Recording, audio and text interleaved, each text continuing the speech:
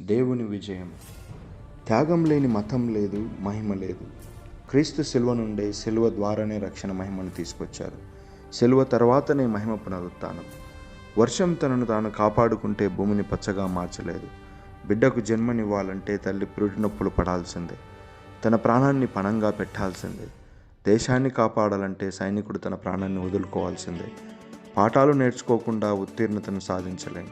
శ్రమించనిదే విజయం రాదు. సాహసం లేకుండా, అసౌకర్యం లేకుండా, కష్టం లేకుండా విజయం లేదు. ఉన్న ఆ సుఖంతో సంతోషం రాదు. ఆనందం అనే ఆకాశం మనకు దక్కాలంటే భూమ్యాకర్షణ శక్తిని దాటాల్సిందే, జయించాల్సిందే. అవరోధాల దారుల్లోనే ఆనంద నిధి ఉన్నది.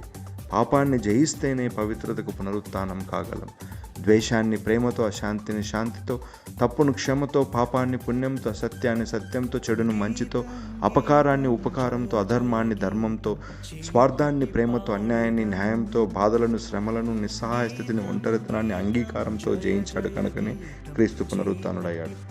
బలహీనులు ఇలాంటి పనులు చేయలేరు. బలవంతులు మాత్రమే ఇలా చేయగలరు. క్రీస్తు మాత్రమే ఇలా చేయగలడు. క్రీస్తును అనుసరించిన మనం కూడా చేయగలం. మీకందరికీ క్రీస్తు పునరుత్థాన పండుగ శుభాకాంక్షలు.